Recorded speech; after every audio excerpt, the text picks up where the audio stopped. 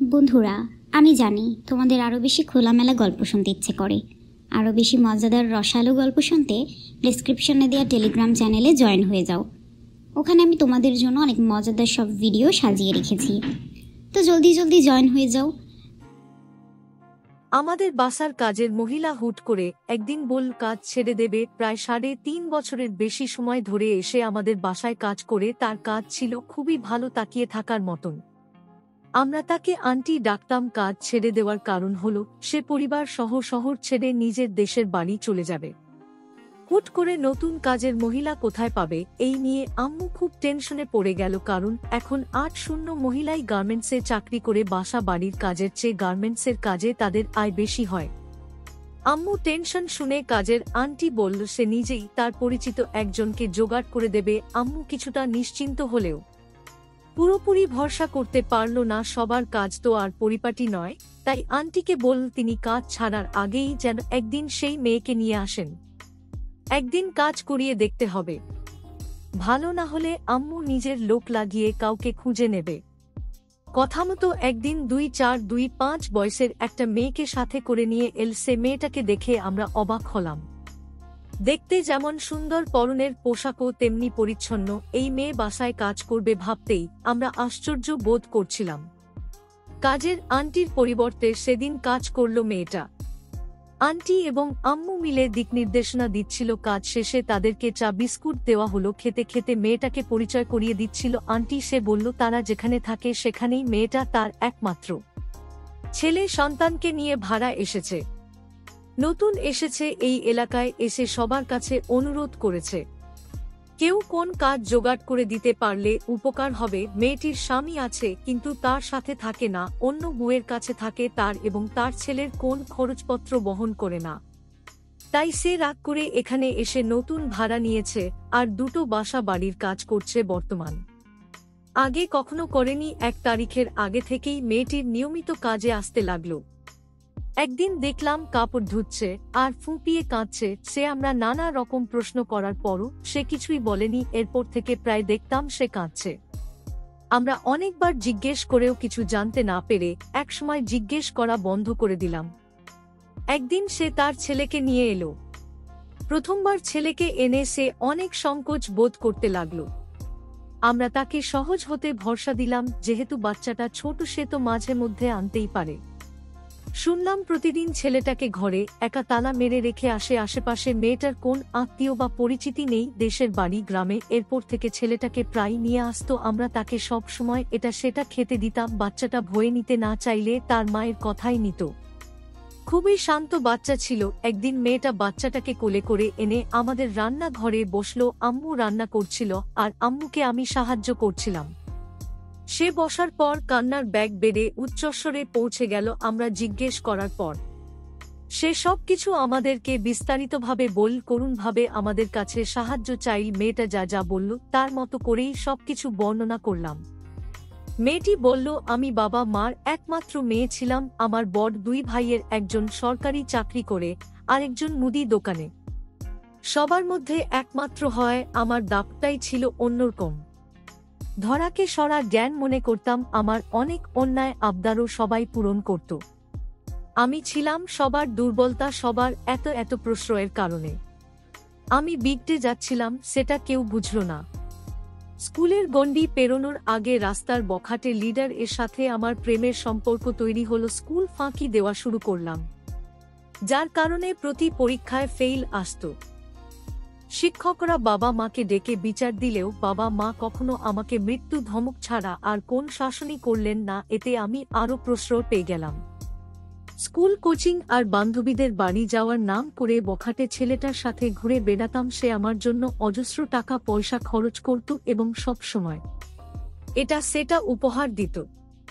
এতে করে আমি তার প্রতি দুর্বলতার শীর্ষে পৌঁছে গেলাম। একটা সে বুঝতে পেরে আর দেরি করেনি, নানানভাবে আমাকে ফুসলিয়ে আমার শরীর পেতে চাইল। তার মিষ্টি কথা, টাকা খরচ, করুণ আবদার শুনে আমি জ্ঞান শূন্য হয়ে গেলাম। ইতাহিত জ্ঞান আর স্বাভাবিক চিন্তা ভাবনার ক্ষমতা হারিয়ে তার ফাঁদে পা দিলাম।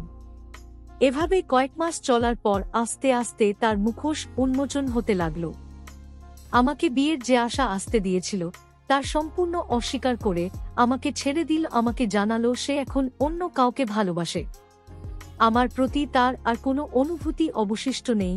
আমাকে শাসালো যেন উচ্চ বাচ্চু না করে তাকে আমি তার মতন ছেড়ে দিই, নয়তো সে আমাদের শারীরিক সম্পর্কের কথা সবাইকে জানিয়ে দেবে, যেন আমি আর আমার পরিবার সমাজে মুখ দেখাতে না পারি। তার প্ররোচনায় প্রচণ্ডভাবে মনে আঘাত পেলেও হাতে পায়ে ধরে তার কাছে কান্নাকাটি করলাম, কিন্তু সে বলল না। ধীরে ধীরে তার সাথে আমার যোগাযোগও কমতে লাগল। সে এখন বেশিরভাগ সময় আমার থেকে দূরে থাকার জন্য শহরের বাইরে কোথায় যেন কোন আত্মীয়ের বাড়িতে থাকে। আমি হন্য হয়ে ঘুরতে ঘুরতে তার বাড়ি পর্যন্ত গিয়েছি। তাকে না পেয়ে তার বাবা মার সাথে কথা বললাম, তার কথা জিজ্ঞেস করলাম। তারা আমাকে সম্পূর্ণরূপে এড়িয়ে গেল, তেমন কোনো প্রশ্নের উত্তরই দিল না। সে কোথায় থাকে বা কখন আসে যায়, আমার মনে হলো এমন পরিস্থিতির মুখোমুখি তারা আগেও হয়েছে। তাদের ছেলে আমার আগেও আরও মেয়ের সাথে এভাবে ছলনা করেছে, যার ফলে আজ তারা আমার কথা শুনেও নির্বিকার। এভাবে কেটে গেল 2 বছর। স্কুল শেষে কলেজে ভর্তি হলাম। 2 বছরে 2000 বার তার সাথে সবকিছু ঠিক করে নেওয়ার চেষ্টা করেছি। এমনকি বলেছি আগে সেই যেসব করেছে সব ক্ষমা করে দেব, তবুও যেন আমাকে ফিরিয়ে না দেয়। তার নিষ্ঠুরতায় পাগল প্রায় হয়ে গেছিলাম। বারবার তার কাছে ছুটে গিয়ে কান্নাকাটি করতাম, কিন্তু কিছুই ঠিক হলো না। সত্যটা মেনে নিয়ে ধীরে ধীরে নিজেকে স্বাভাবিক করার চেষ্টা করতে লাগলাম। কয়েক মাস ঘর আর কলেজ এই দুইয়ের মধ্যে বন্দি থেকে মনকে অনেকটা আয়ত্তে নিয়ে এলাম। সিদ্ধান্ত নিলাম তাকে ইহজীবনে আর কোনদিন স্মরণ করব না। নতুন জায়গায় নতুন বন্ধু বান্ধবের অনেকটাই প্রাণ ফিরে পেলাম। নতুন করে পড়ালেখায় মনোযোগী হলাম। পরীক্ষাতেও আগের মতো উত্তীর্ণ হতে লাগলাম। আমার পরিবারের সকলেই সবকিছু জানত আমাকে ছন্নছাড়া হয়ে মৃত লাশের মতন পড়ে থাকতে দেখে। সবাই আন্দাজ করে নিয়েছিল অসংখ্যবার জিজ্ঞাসাবাদের কারণে। একসময় অনিচ্ছায় আমার মুখ থেকে সকল সত্য বের হয়ে গিয়েছিল। বাবা মা আর ভাইয়েরা আমার ব্যথায় আর আঘাত করতে চাইলেন না। তারা আমাকে সান্ত্বনা দিয়েছিলেন। এতদিন পর আমাকে প্রাণোচ্ছল হতে দেখে সকলের বুক থেকে পাথর নেমে গেল। একদিন কলেজ থেকে ফিরে দেখি সোফার ঘরে আমাদের দূরসম্পর্কের ফুপু আর তার 2 ছেলে মেয়ে বসে আছে। আমি সৌজন্যতার খাতিরে তাদের সামনে গিয়ে বসলাম। জানতে পারলাম তারা এই মাসেই আমাদের বাড়ির পাশে ভাড়া উঠেছে। বাবা মা এই সংবাদে বেশ খুশি। কুকুর ছেলে মেয়ের সাথে পরিচিত হলাম। খুব ছোটবেলায় তাদেরকে দেখেছি। ছেলেটা আমার চেয়ে 5-6 বছরের বড়, নাম মেহেদী। সে আমার দিকে এমনভাবে চেয়ে রইল যে আমি খুব অস্বস্তি অনুভব করতে লাগলাম। কোন রকম বাহানা করে নিজের ঘরে চলে এলাম। এরপর থেকে প্রায় ছেলেটা আমাদের বাড়িতে আসতো, বিভিন্ন কাজে আসতো। কখনো ফুপুর দেওয়া খাবার দাবার, আবার কখনো ফুফার দেওয়া কাজকর্মের তরুণ। কখনো ফুপুর মেয়েটাকে আসতে দেখিনি এসব কাছে। একদিন কলেজে যাচ্ছি, এমন সময় মেহেদী দেখলাম বাইক নিয়ে আমার দিকেই আসছে। আমার পাশে বাইক থামিয়ে বলল সে আমার কলেজের দিকে কোথাও যাবে। সমস্যা না থাকলে আমাকে নামিয়ে দিতে চাই। আমিও এত কিছু না ভেবে হাত ঘড়িটা একবার দেখে নিয়ে তাড়াতাড়ি উঠে বসলাম। কলেজ শেষ করে বন্ধুদের সাথে গল্প গুজব করতে করতে রাস্তায় আসতেই চমকে গেলাম। মেহেদী বাইক নিয়ে অপেক্ষা করছে। আমাকে দেখে পায়ে হেঁটে এগিয়ে এল। বলল সময়টা কিভাবে মিলে গেল দেখো। আমি আমার কাজ শেষ করে ফিরছিলাম আর তোমার সাথেও দেখা হয়ে গেল।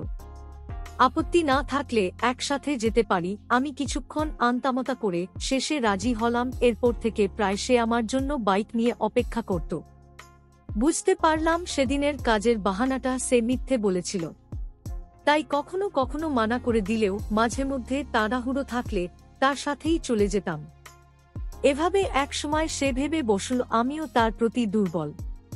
একদিন কলেজে যাওয়ার জন্য তার বাইকে উঠতেই সে বাইক ঘুরিয়ে অন্যদিকে নিয়ে যেতে লাগলো আমাকে। আমি ভয়ে আঁতকে উঠে তাকে বাইক থামাতে বললাম।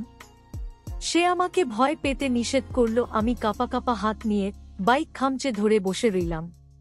বাইক থামলো একটা নির্জন নদীর কিনারের কাঁচা রাস্তায়। আমরা নামতেই এক পাশ থেকে 4-5 জন ছেলে এগিয়ে এলো। তাদেরকে দেখে আমার কলিজার পানি শুকিয়ে মরুভূমি হয়ে গেল। মনে মনে অচেনা আশঙ্কায় নিজেকে বারবার ধিক্কার জানাতে লাগলাম। কেন আমি এই ছেলেটাকে এত বিশ্বাস করে তার বাইকে উঠি? আজ আমার নির্বুদ্ধিতার ইমাশুল দিতে হয় একমাত্র সৃষ্টিকর্তাই জানে। কিন্তু আমাকে কিছুটা হলেও নিশ্চিন্ত করে দিয়ে মেহেদী তার বন্ধুদের সাক্ষী রেখে প্রপোজ করল আমাকে। ভালোবাসায় অন্ধ হয়ে সে আমাকে বলল আমি রাজি না হলে সে এক্ষুনি নদীর পানিতে ঝাঁপিয়ে পড়ে জীবন দিয়ে দেবে। কোনো উপায় না পেয়ে আমি তার প্রপোজ গ্রহণ করলাম। এরপর থেকে নিত্যদিনই তার বাইকে যাতায়াত করতাম। বাড়ি থেকে কিছুটা দূরে গিয়ে বাইকে উঠতাম যেন কেউ না দেখে। আমি তাকে শত মানা করলেও সে শুনত না, বাইক নিয়ে ঠিকই দাঁড়িয়ে থাকত। কলেজ থেকে প্রায় সেই নদীর পাড়ে নিয়ে যেত আমাকে। সেখানে গিয়ে আমাকে গান শোনাতো, কবিতা আবৃত্তি করে শোনাতো ভালোবাসার। অনেক অনেক কথা বলতো, তার সাথে বিয়ে না দিলে আমাকে সে উঠিয়ে নিয়ে হলেও বিয়ে করবে। এই ধরনের পাগলামি কথাবার্তা বলতো, কারণ অসংখ্য পাগলামি আমাকে নিয়ে, দুশ্চিন্তা আর আমার প্রতি যত্ন দেখে একসময় না চাইতেও আমি তার প্রেমে পড়ে গেলাম। এটা জানার পর সে আরো পাগলামি করতে লাগলো। তাই আমাকে জোর করে ক্লাস করতে না দিয়ে ঘুরতে নিয়ে যেত। তার সাথে চিড়িয়াখানা ঘুরেছি, উদ্যানে ঘুরেছি, আরো বিভিন্ন জায়গায় ঘুরেছি। কখনো কখনো তার বন্ধুরাও আমাদের সাথে থাকত। তার বন্ধুদের হাসি মশকরায় আমিও মেতে উঠতাম। দিনগুলো খুব ভালো কাটতে লাগলো। একটা রাতে আমাদের বাড়িটা ছিল মনমরা। মা সেদিন না খাওয়া ছিল, এর ফলে ডায়াবেটিস খুব কমে গেল। বিকেলের দিকে হুট করে মাথা ঘুরে পড়ে যাওয়ায় বাবা আর ছোট ভাই মিলে হাসপাতালে নিয়ে গেল। মাকে ফোন করে জানতে পারলাম সেখানে গ্লুকোজ লাইন দেওয়া হয়েছে, তাদের আস্তে আস্তে কিছু সময় লাগবে। বাসায় আমি একা একা বসে রইলাম। বড় ভাইয়া চাকরির প্রয়োজনে শহরে বাইরে থাকে, আমি বসে বসে টিভি দেখতে লাগলাম। এরই মাঝে দরজায় করা ঘাট হলো, খুলে দেখলাম হাতে পায়েস আর হালুয়ার বাটি নিয়ে দাঁড়িয়ে আছে মেহেদী। ফুফু এগুলো বানিয়েছে। আমি কিছু বলার আগেই সে ভিতরে এসে হাতের জিনিসগুলো টেবিলের উপর রাখল। এরপর টিভি বরাবর সোফার উপর বসে আমাকে বলল এক গ্লাস পানি খাওয়াতে। আমি পানি নিয়ে আসতেই সে জিজ্ঞেস করল বাড়ির বাকি মানুষ কোথায়, কাউকে দেখতে পাচ্ছে না। আমি বিস্তারিত বলতেই সে খুব দুঃখ প্রকাশ করল। আমাকে জানালো সে কিছুক্ষণ বসবে, যেহেতু আমি একা। আমি কিছু না বলে তার থেকে দূরত্ব রেখে অন্য সোফায় বসলাম। সে টিভি দেখতে দেখতেই আমার সাথে বিভিন্ন কথা বলতে লাগলো। একসময় হুট করেই সে নিজের জায়গা ছেড়ে পাশে এসে আমার গা ঘেঁষে বসল।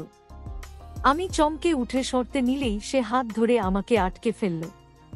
তার হাব্বা বুঝতে পেরে তখন আমার কষ্ট হচ্ছিল না। আমি নিরুপায় হয়ে কথা খুঁজতে লাগলাম, যা বলে তাকে আটকানো যায়, কিন্তু সে নানান উপায়ে আমাকে আচ্ছন্ন করে ফেলল।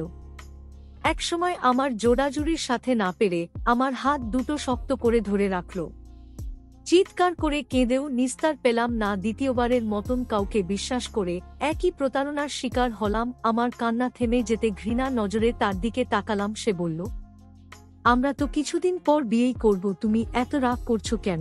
এখনকার সময় তো এসব সাধারণ বিষয়। এরপর থেকে তাকে দেখলেই ঘৃণায় আমার শরীর রিডি করে উঠত।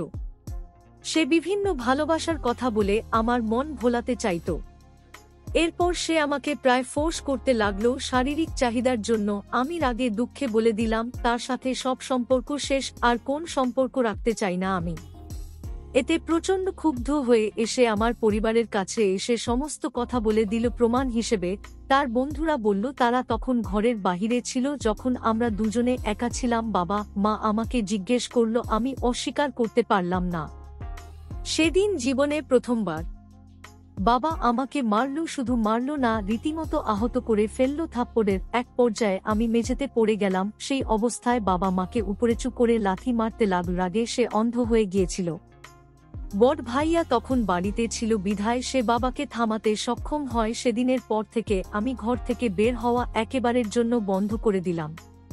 খাওয়ার জন্য যেতাম না, মা এসে খাবার দিয়ে যেত। দিনের পর দিন চলে গেছে, চুল আঁচটায়নি, কাপড় ধুই না, কোন রকম গোসল করি, খাবার খাই আর পড়ে থাকি বিছানায়। জানতে পারলাম সেদিন বাবা মা কেউ ছিল না বাড়িতে। এ কথা মেহেদী জানত। এটা জেনেই সে তার বোনকে বাহানা দিয়ে নিষেধ করে নিজে আসলো আমাদের বাড়িতে খাবার নিয়ে। আমার দুনিয়াটা অন্ধকার হয়ে এলো। কাঁদতে কাঁদতে চোখের পানি শুকিয়ে আর কাঁদতে পারি না। একদিন জানতে পারলাম বাবা মাকে আর বাড়িতে রাখবে না, বিয়ে দিয়ে বিদায় করবে। আমি কোন কথা না বলে চুপচাপ রইলাম। বরপক্ষ আমাকে দেখে যাওয়ার পর লুকিয়ে পাত্রকে আমি আমার ব্যাপারে সব জানিয়ে দিই। আমি জানতাম সব কথা লুকিয়ে আমাকে বিয়ে দেওয়া হবে। এই কথা জানতে পেরে বাবার আক্রোশ আরো বেড়ে গেল। সে ভাবল আমি বিয়ে করতে চাই না, তাই আমাকে ইচ্ছেমতো বকাঝকা করে বাড়ি থেকে বের হয়ে যেতে বলল। আমি রাগের বশী উপায় অন্তর না পেয়ে হোস্টেলে চলে গেলাম। সেখান থেকে খুবই নগণ্য একটা চাকরি জোগাড় করলাম। চাকরি করা কতটা কঠিন তা আমার জানা ছিল না। প্রচণ্ড ব্যস্ততার দরুন আমাকে পড়ালেখা ছেড়ে দিতে হলো। চাকরিটাই এখন জীবনের একমাত্র অবলম্বন হয়ে গেল। বাবা মা খোঁজ খবর নেয় না। তাদের আকাশচুম্বী রাগের কারণ হলো আমার আর মেহেদীর সম্পর্কের কথা এলাকার লোকজন সবাই জেনে গিয়েছিল।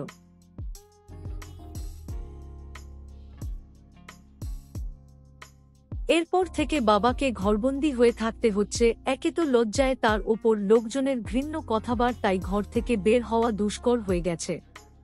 জীবনে হয়তো সুখ বলতে কোন অধ্যায় আমার জন্য লেখা ছিল না। এল ফরসারক অফিসের মালিকের ছেলে আমাকে ভালোবাসতে শুরু করে নানানভাবে চেষ্টা করলেও আমি সেদিকে আর চোখেও তাকাই না। কিন্তু আমার ভাগ্যে ভালো থাকার লেখা ছিল না। একদিন অফিসের এক অনুষ্ঠানে সবাই উপস্থিত ছিল। মালিকের ছেলে বারবার ছলে বলে কৌশলে আমার আশেপাশে ঘুরতে লাগল। আমিও একইভাবে তার থেকে দূরত্ব বজায় রেখে চলতে লাগলাম।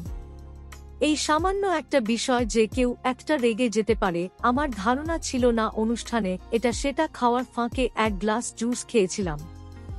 জুস খাওয়ার কিছুক্ষণ পরই সামনের সবকিছু ঝাপসা হয়ে আসতে লাগল। ঘুমের চোখের পাতাগুলো বারবার বন্ধ হয়ে যাচ্ছে। এমন সময় মালিকের ছেলের স্বাধীন এসে আমাকে বলল, তোমার বোধ হয় শরীর খারাপ লাগছে, চলো তোমাকে গাড়িতে উঠিয়ে দেই, বাসায় চলে যাও।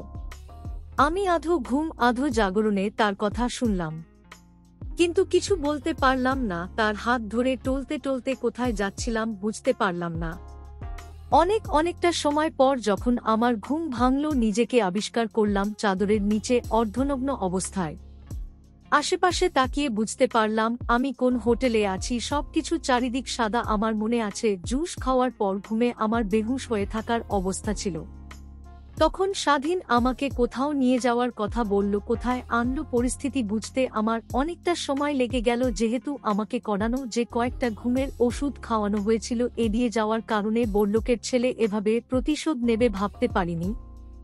চোখের সামনে যেন ভেসে উঠেছে স্বাধীনের তাচ্ছিল্যের হাসি। মাথাটা চক্কর দিয়ে ওঠায় বসা থেকে আবারও শুয়ে পড়লাম। চোখের কোণ বেয়ে গড়িয়ে পড়ল দুফোঁটা অশ্রু। কি থেকে কি হয়ে গেল ভাবার পুষ্প পেলাম না। চিন্তা শক্তি হারিয়ে পড়ে রইলাম বিছানার ওপরে। মেশে গিয়ে শয্যা নিলাম জ্বরের অর্ধচেতন অবস্থায়। দেশের মেয়েরা ধরাধরি করে হাসপাতালে ভর্তি করল। খবর পেয়ে বাবা মার ছোট ভাই আইলো, চিকিৎসা করিয়ে আমাকে বাড়িতে নিয়ে গেল। চেতনা কাটতে কাটতে আমার মাস খানিক লাগলো। এই এক মাস ঘরের মধ্যে আমি বহুবার স্বাধীনের প্রতি রাগ ক্ষোভ প্রকাশ করেছি, গালিগালাজ করেছি। এতে সবাই যা বোঝার বুঝে গিয়েছিল। কিছুটা যখন সুস্থ বোধ করলাম, হঠাৎ একদিন দুজন পুরুষ এলো আমাদের বাড়িতে। মা আমার কাপ পাল্টে দিয়ে পরিপাটি করে তাদের সামনে নিয়ে গেলেন। তারা দুজন আমাকে কিছুই জিজ্ঞেস করলেন না। তারা বাবার সাথে নানান বিষয়ে আলাপ আলোচনা করছে আর মাঝে মধ্যে আমাকে দেখছে। অনেকক্ষণ চুপচাপ বসে থাকার পর বাবার ডাকে মা এসে আমাকে নিয়ে গেল। পরশুদিন শুনলাম সামনের শুক্রবারে আমাকে বিয়ে দেওয়া হবে। কোনোরকম প্রতিক্রিয়া না করে চুপ করে রইলাম।